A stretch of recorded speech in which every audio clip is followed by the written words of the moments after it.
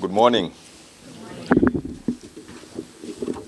Hawkins has done two things to embarrass me this morning.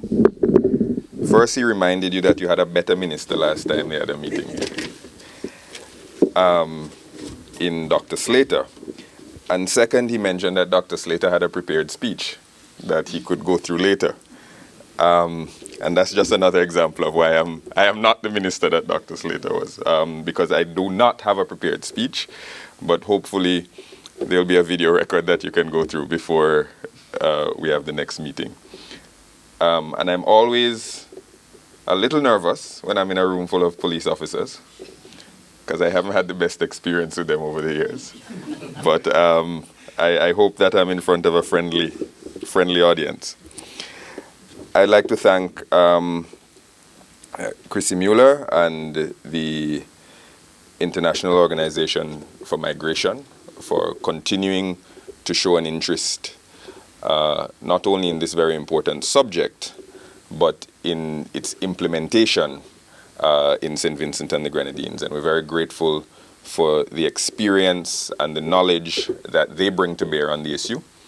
And Saint Vincent and the Grenadines has recently joined the IOM because not only in the area of human trafficking, but we are a migrant people and a migrant society, and they bring a lot to bear to benefit us as a migrant people.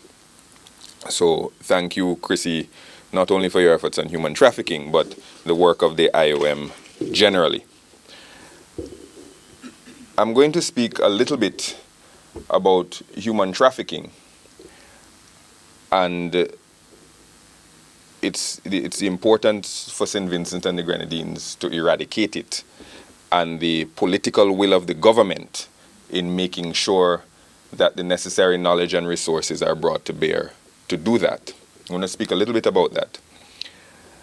And I'm going to speak a little bit more than I would like to speak about the human trafficking report of the United States, which places us on the Tier 2 watch list, because Hawkins, in his brief comments, has already mentioned it twice.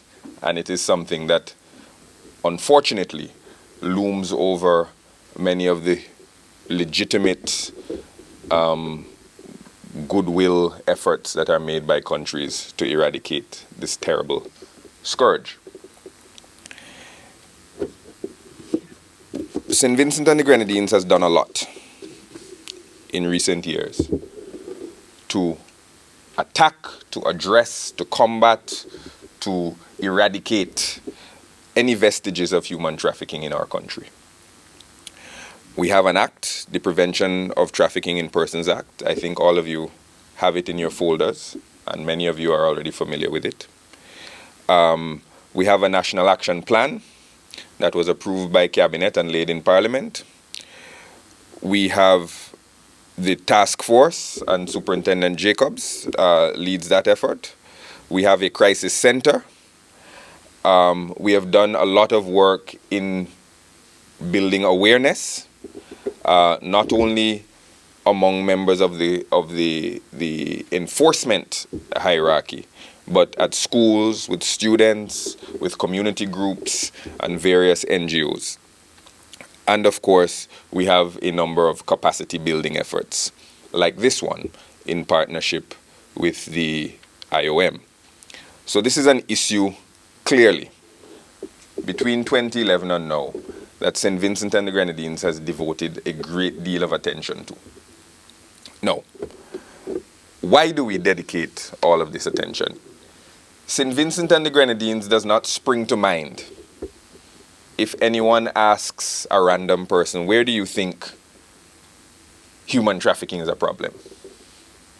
No one is going to say within the first name, the first 10 names, the first 20 names, no one is going to say, well, I feel Saint Vincent and the Grenadines is a place that has a serious problem with human trafficking, either globally or even within our Caribbean region. Our name won't immediately spring to mind. But that is not to say that we should bury our heads in the sand and pretend that human trafficking is a non-issue. We are a society, by and large, that was created hundreds of years ago by forced migration. all of our ancestors were victims of human trafficking. We were kidnapped, placed on ships against our will, brought to this country where we engaged in forced labor and many other heinous things. So we have an obligation to ensure that no human again is trafficked, and we have a moral responsibility to ensure that any vestiges of what they call modern day slavery don't take root in Saint Vincent and the Grenadines. So it is not to say that we have a massive problem currently of human trafficking, but we have to be in solidarity with the rest of the world where they have problems with human trafficking, and we have to make sure that human trafficking cannot take root in this country. And it only takes one or two successful migrations of people who are forced into forced labor or prostitution. It only takes one or two for the word to get out that Saint Vincent and the Grenadines would be a good spot to have this sort of activity. And we have to always be vigilant against these things taking root in our society.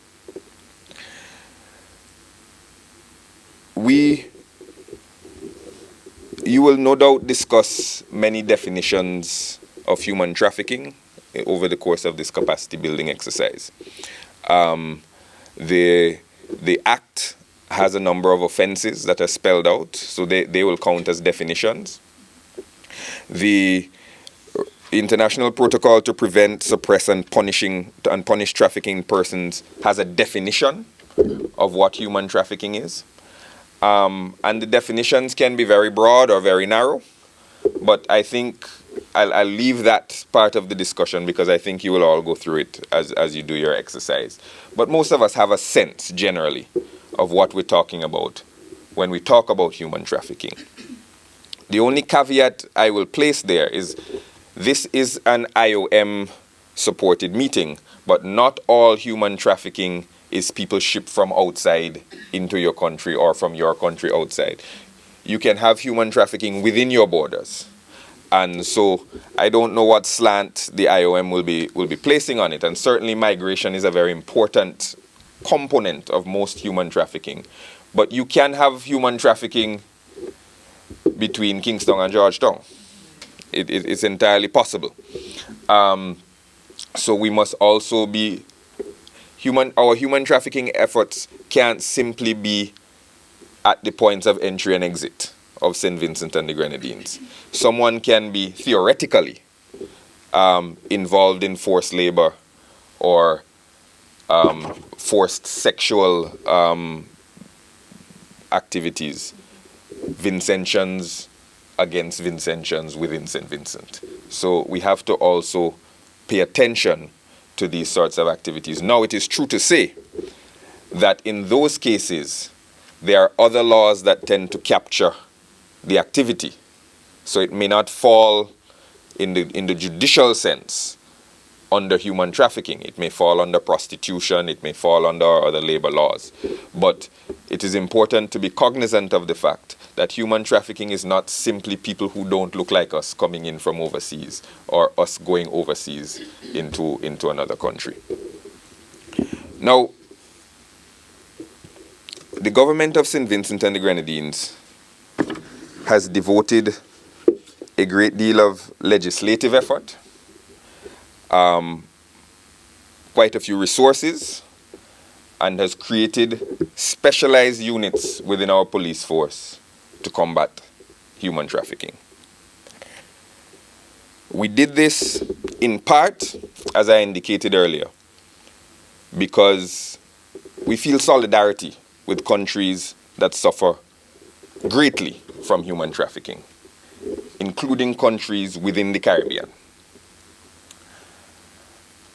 But if truth be told, one of the reasons we did it was in response to derogatory reports by the United States State Department that placed us on what was called the Tier 2 watch list for human trafficking.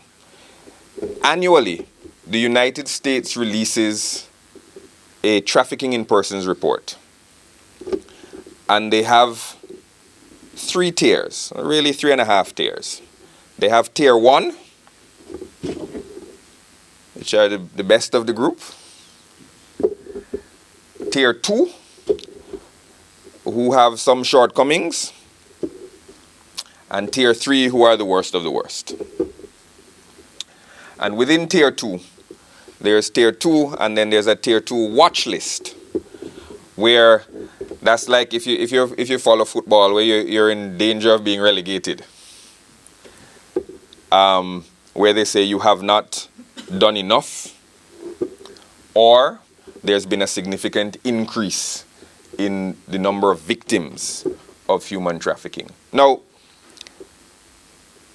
the human trafficking report issued by the U.S. State Department is not the last word on human trafficking. The United Nations has a process that monitors human trafficking, but they don't name and shame individual countries. The IOM monitors human trafficking and does a lot of work with their 4 Ps, prosecution and a great deal of assistance to victims of human trafficking. But because it is from the United States and because it gets a lot of press, it is one of the things that is considered in the community when discussing human trafficking. And I will say, as I have said repeatedly, the characterization of Saint Vincent and the Grenadines by the U.S. State Department is false, it is misleading, and it is in no way reflective of the realities on the ground in Saint Vincent and the Grenadines. I want to say that clearly. A lot of the things that Saint Vincent and the Grenadines passed, the acts, the procedures, the processes, were in one way or the other in response to some of the things said about us in the human trafficking report. And we moved from the watch list, out of relegation, we moved into tier 2. And for some reason, this year we're back on the watch list, in spite of all of the improvements that I listed in terms of acts and awareness and all the rest of it, and all of the work that you have done over the years in combating human trafficking. Now,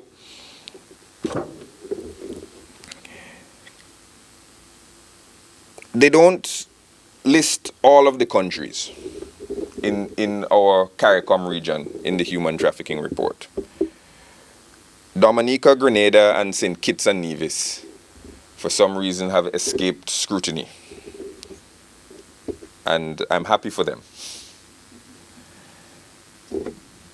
The remaining countries in CARICOM have been studied, and most of us, all of us, are either in tier 2 or on the tier 2 watch list. And I want to look at briefly Saint Vincent and the Grenadines' position on the tier 2 watch list.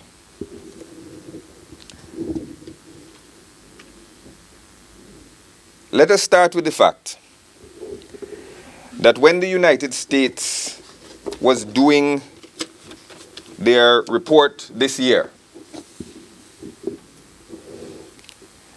they did not contact a single member of this ministry or the Ministry of National Security, nor did they speak to any of the high officials in charge of human trafficking in Saint Vincent and the Grenadines.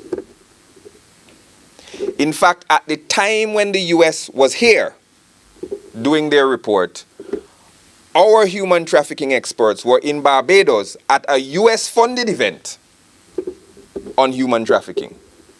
So when they came here to talk to Vincentians about human trafficking, our experts were in Barbados at something they funded,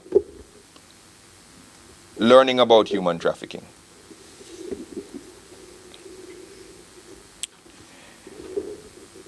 When you read the reports, and I encourage you to read the human trafficking report by the United States, it's an important report. But as they themselves say, it is a political tool. Sometimes they say a diplomatic tool, sometimes they say a political tool. So when you read it, you must read it in full knowledge of the fact that you're reading a political document, not an arm's length assessment of countries. But read it. In particular, read our neighboring, the assessments of our neighboring states. Now, one thing I found interesting in the Human Trafficking Report was that when you read the reports on St. Lucia, on Trinidad, on Jamaica, Barbados, Bahamas, Belize, Guyana, Haiti, Suriname, Antigua, every country except Saint Vincent and the Grenadines, the report says this is where the people are coming from, the trafficked people, or this is where the traffic locals are going to. So if you pick up Jamaica's, it would say, well, people are coming from the Dominican Republic, from Eastern Europe, from China. And Jamaicans are being trafficked to Canada, to the United States, to the United Kingdom. I don't know if that's what it says, but it indicates where people are coming from, where people are going to. It says it for every single country in the Caribbean except Saint Vincent and the Grenadines. You can read them yourself or you can take my word for it. But it does not say it. And you have to ask yourself why it doesn't say it. You cannot brand a country as being on a watch list, on being close to relegation, and you yourself can't tell me where these human traffic people are coming from or where they're going to. St. Vincent and the Grenadines is the only report in the Caribbean that does not have that information. Yet we are on the tier 2 watch list, and others are not. Now, and I do not, and I will not, make this a name-calling exercise between St. Vincent and the Grenadines and any other Caribbean country, because all of us are in solidarity on battling human trafficking. All of us have our own unique challenges and difficulties. So I'm not going to say St. Vincent is better than country X or country Y. And I'm saying that our report does not say, if we are to use the report as a tool to assist us, it doesn't say where the trafficked people are coming from or where they're going. Maybe the International Organization for Migration can help us with that. But I'm sure those of us who work in immigration would want to know that. That would be useful information for people in immigration. The Human Trafficking Report and a very important NGO called the Polaris Project that does a lot of work in the US on human trafficking says, look, one of the main parts, the two components of human trafficking really are sex and labor. There are other aspects, but these are the main blocks. And they say on the sex side, which is where most of the convictions occur, or most of the victim notifications occur, they say there are a few things you want to look for when you're finding people, humans who have been trafficked for sex purposes. I want you to stop me when you can identify which one exists in St. Vincent and the Grenadines. Brothels, the houses of prostitution, strip clubs, massage parlors. Do we have any of those things in St. Vincent and the Grenadines? Do we? There are other countries in our sub-region that have these things. And they deal with them in various ways regarding the legality or illegality of these activities. But there is no, if you walk into country X, in our very OECS, you can ask at the airport, where is the strip club? And be directed there. And when you are directed there, more than likely you will not see local women performing in those establishments. But do we have brothels, strip clubs, and massage parlors in Saint Vincent and the Grenadines? The answer is no. Something else we don't have, that the IOM will tell you is an impediment to migration, and that we all know is an impediment to migration, is an international airport. It is harder to get to Saint Vincent and the Grenadines than it is to get to other countries in the region.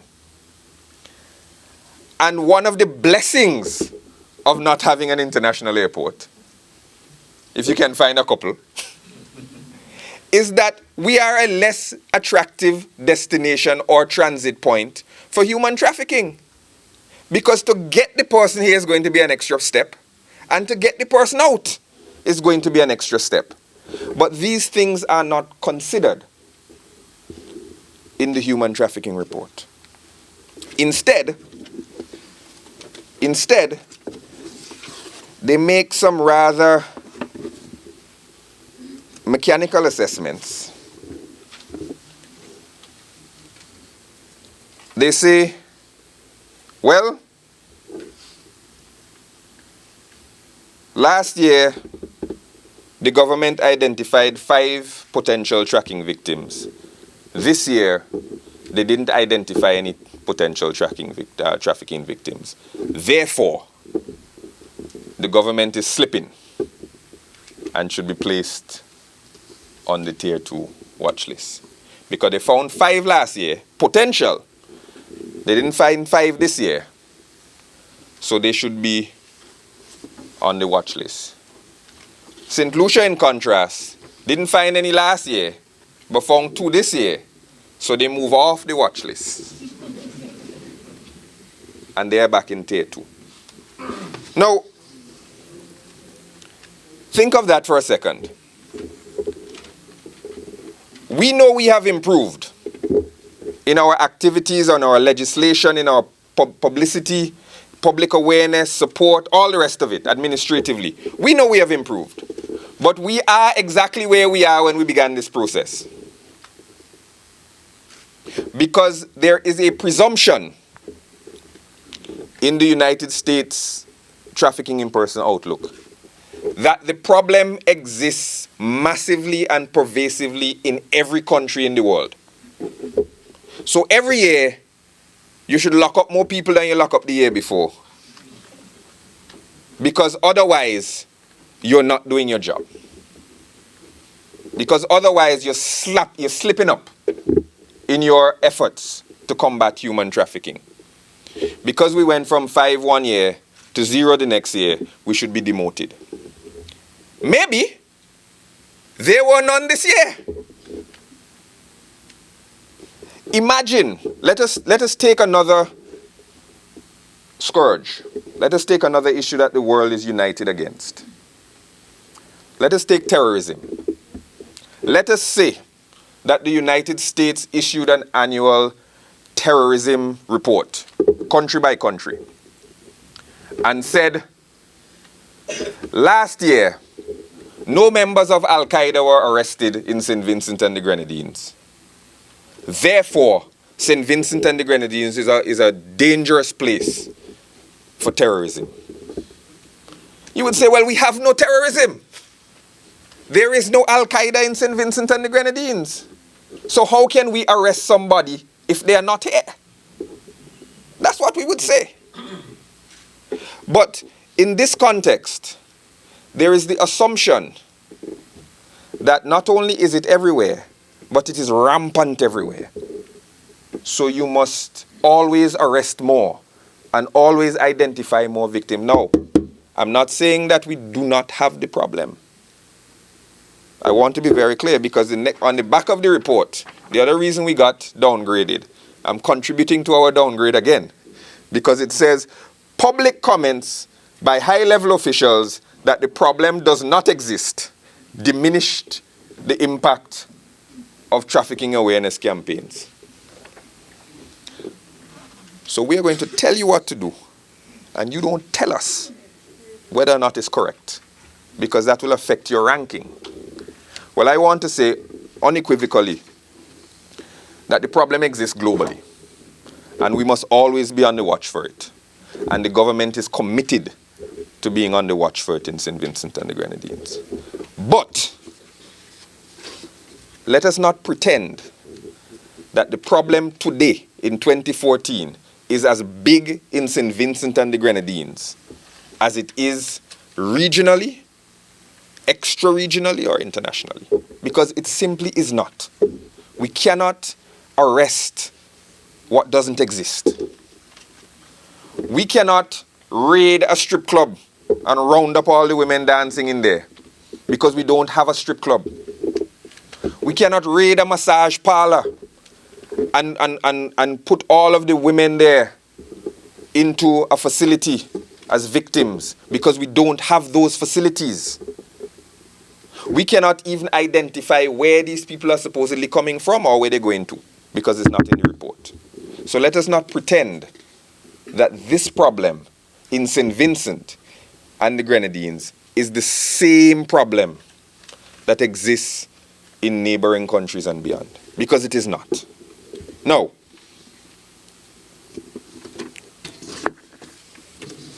Saint Vincent and the Grenadines, well, let us look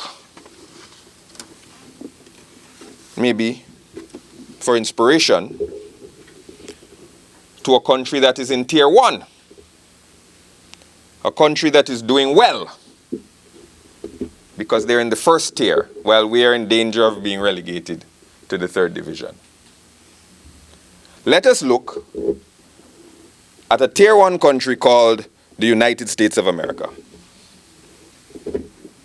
United States of America has placed itself in tier 1 of the Human Trafficking Report.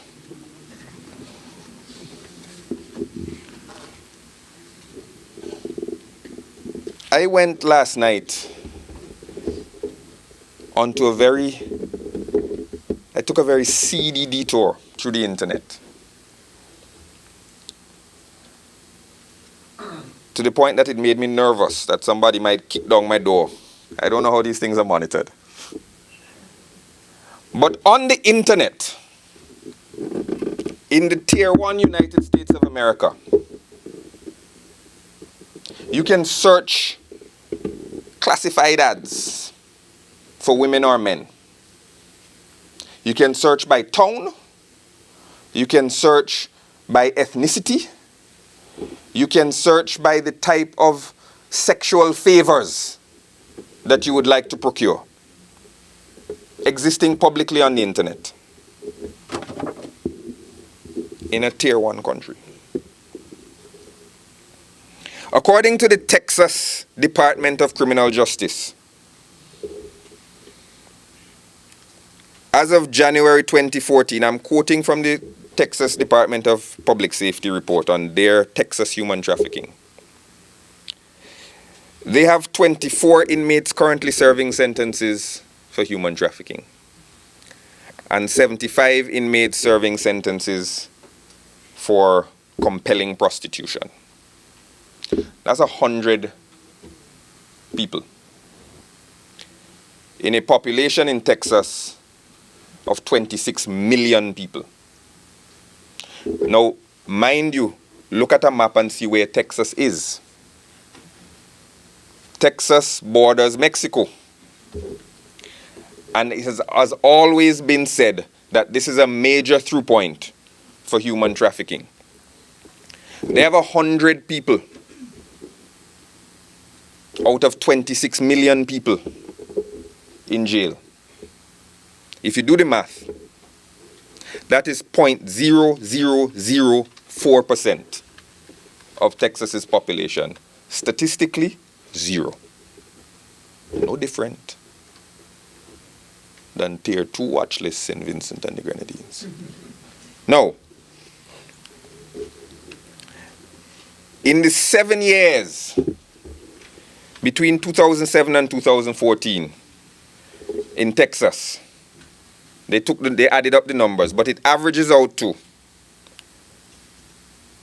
100 incidents per year, 87 reported victims per year, and 25 people arrested per year, on average, over the last 7 years. Each of those in a population of 26 million people is statistically zero.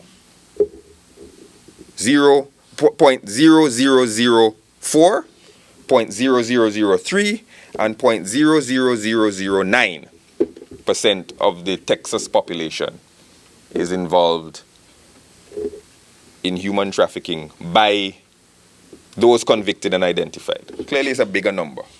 But what we're talking about is what we have to do. Identify, report, prosecute, treat, convict. They're at zero statistically, and so are we. But I venture to say that there's a greater percentage of people walking around Texas who are the victims of human trafficking than the percentage of people walking around Saint Vincent and the Grenadines who are victims of human trafficking. Let's look at California. California is a country, it's not a country, sorry, it's a state. It's as big as a country. But it is a state that has a lot of the type of glitz and glamour that will attract these seedy leeches that involve themselves in human trafficking. You have Hollywood, and there's also a sex industry, in all these movies are filmed in California and all the rest of it. California has a population of 38 million people.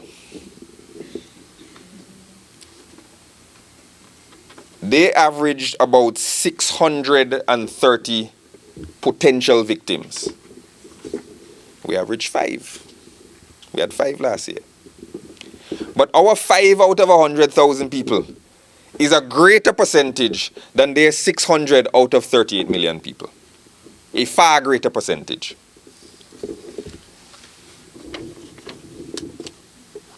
72% of the human trafficking victims in California are Americans. They came from other parts of the country to California. Which speaks to me to suggest that Tier 1 United States has an internal problem with human trafficking. And I hope that this political tool, as they identify it, is not an attempt to distract from their own difficulties in being a source, transit, and destination country for human trafficking. Atlanta, Georgia, according to the U.S. Department of Justice, has over 200 active brothels. That's not the state of Georgia, that's the city of Atlanta. With 2 new brothels opening each month. That's according to the U.S. State Department. They get 2 a month, new. There are none in Saint Vincent and the Grenadines. Well, let's go away from Texas and California and Atlanta, because these are major cities and there's no way that we should compare them to Saint Vincent and the Grenadines. Let us go to somewhere less sexy in the United States. The Columbus Dispatch, dated last week, Ohioans selling sex with their own kids. That's the headline. Information from the Ohio Network of Children Advocacy Center shows that 51 minors from across the state were human trafficking victims, 5 of them aged 6 or younger, over the last 9 months. Ohio. Approximately 100,000 children are estimated to be in the sex trade in the United States. That is the population of Saint Vincent and the Grenadines. Imagine every man, woman, and child here to be children, and imagine all of them in the sex trade in the United States. Tier 1.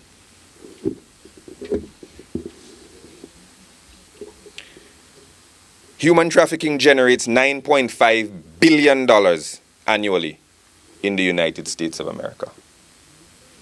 $9.5 billion.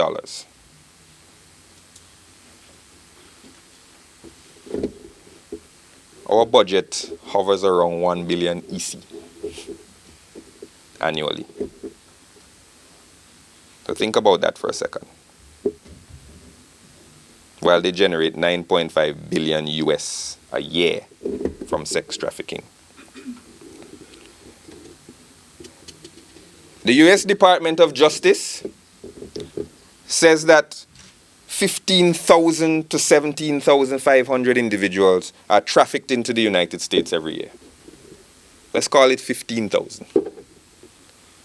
The CIA places the number at 50,000. But let's stay with the 15, the US Department of Justice.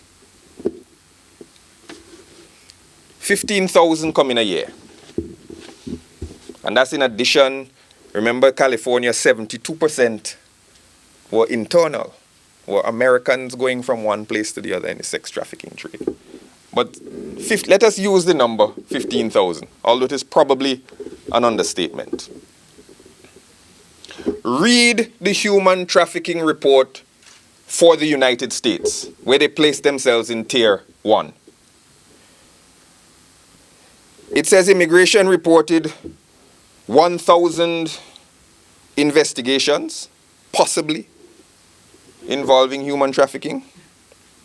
The FBI opened 220 investigations, and an additional 500 for children. And the Department of Justice convicted 174 people. Let's add it all up. Let's assume every one of those potential victims is a victim, and every prosecution was found guilty. According to their report, that would give you 2,094 people. They themselves say that 15,000 come in every year. Minimum. I am giving them the benefit of the doubt at the 15,000, and I'm giving them the benefit of the doubt that all those 2,000 were actual victims and actual perpetrators. Where are the other 13,000? But they're in Tier 1. And we are in Tier 2.5. When you add up those 2,000 people, you get 0.00007% of the 317 million people that live in the United States of America. Our 3 investigations last year is a statistically larger number than the investigations they conducted. Now, I know that the United States is doing yeoman work in fighting human trafficking. None of that was to suggest that the US isn't fighting human trafficking, that the government of the United States of America, from the president down, is interested and dedicated to stopping human trafficking within their borders. I believe that. But they cannot believe otherwise about us. We said, look, we didn't find any this year. That is why we didn't do it. That's not an acceptable explanation to the United States. But when you read their report on themselves, it is full of things saying, well, you know, it's very hard to mount a successful human trafficking investigation. When they're talking about themselves, they say, well, there's certain burdens of proof that you have to meet. There's certain difficulties in attaining prosecution. Their district attorney, who is the equivalent of our DPP, has to be satisfied that you have a case that you could win. They understand the issue, you know, because they talk about it in their own report, it is difficult sometimes legally to prosecute a human trafficking case or to identify a victim. The victims themselves might sometimes tell you they're not victims. You would know this. Sometimes you are saying, no, by this definition, you're a victim of human trafficking, and they say, no, I'm not. They understand those difficulties in their national context. But somehow that understanding doesn't cross the ocean when they impose the judgments on our context. And that's very unfortunate. The Human Trafficking Report is premised on how well we in Saint Vincent and the Grenadines or any other country applies and implements their law on human trafficking. They have a law on human trafficking passed by their Congress. But we are judged on how well we comply with their law. That is what you call extraterritorial application of domestic law. And it is illegal. We have a law. We should be judged on how well we implement our law. Not how well we implement somebody else's law that we didn't pass. No, it's a good law. I have a problem with the US's law. It strikes at the heart of human trafficking in the United States. And their electorate should judge them on how well they have implemented their law and whether human trafficking is being reduced in the United States of America. But don't ask us to apply your law. We have a parliament. We pass our laws. And our electorate will judge us on how well we apply our law.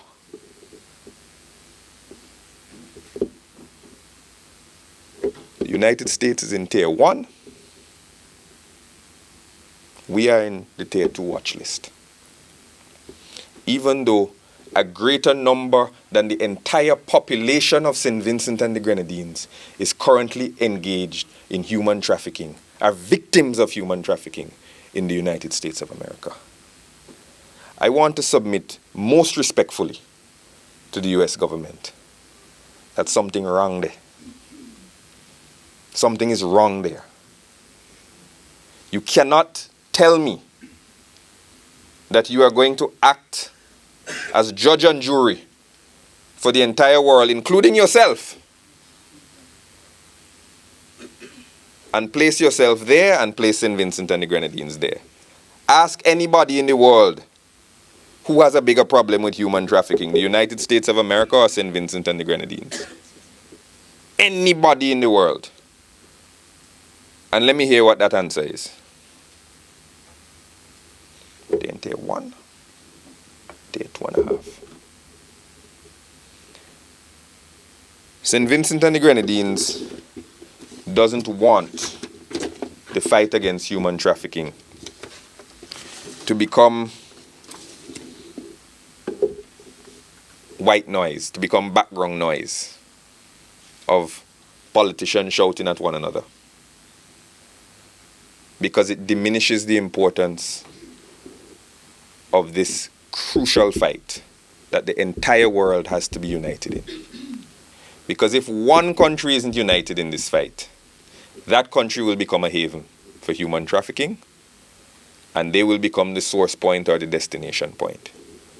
We don't want people to say, well, you can't get child sex in Saint Vincent, but all you have to do is hop on a plane and fly to,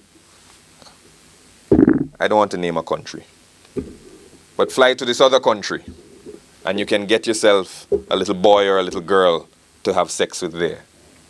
That's disgusting. And we don't want to say, well, Saint Vincent and the Grenadines has enforced labor laws, and people can get a decent wage if they're employed in Saint Vincent. But if you go to country Y, you can employ a whole sweatshop and manufacture goods cheaply over there. in that other place. That should offend and shock your conscience, because we're human beings and we deserve to be treated with dignity. And the laws and the police and everyone here has to be involved in the fight to ensure that human beings are treated with dignity. But please, please, in this common fight, don't judge me differently than you judge yourself. Remove the mote from your own eye so you can see better the speck in my eye. I'm not saying we don't have a speck. I'm not saying that from time to time we will not be confronted with victims or perpetrators of human trafficking. That's why the law exists. And that's why all of you are here, to make sure that we can implement the law fairly and impartially, but strictly. So that when that speck occurs, we punish it. And we have some very severe penalties in our law for human trafficking, more severe than most of our neighboring countries. So we want to punish it. And I urge all of you, if you see it, identify it, protect the victims, prosecute the perpetrators. All of us are at one in this. But let's not pretend that we are, based on some arbitrary ranking, less committed or less dedicated in the fight against human trafficking than some of the countries that are judging us. It is a dastardly lie. I hope that all of you can take away, in spite of that segue, the very important emphasis that the government places on the fight against human trafficking and the solidarity with other countries in that fight internationally. We are unshakable in that regard. We hope that this law can be implemented effectively and used effectively, even while we hope that it is never used, because we don't have the problem. This is a very important two-day meeting. I hope that you treat it as such, as something that is very important. It is something that the government places a high priority on, and hopefully, if we all do our job correctly, even though we have been, but if we continue so to do, we can change the minds of our friends to the north about the emphasis and importance that we place on this thing. Now, a cynic might say, just identify 10 men next year. You don't have to find them guilty. But we're not going to try to cynically manipulate these rankings, because this topic is far too important. I hope that it is possible for us to say with confidence to our friends next year, we had no victims, we had no perpetrators, but look, we've all been working very hard to stamp out human trafficking in Saint Vincent and the Grenadines. Thank you very much.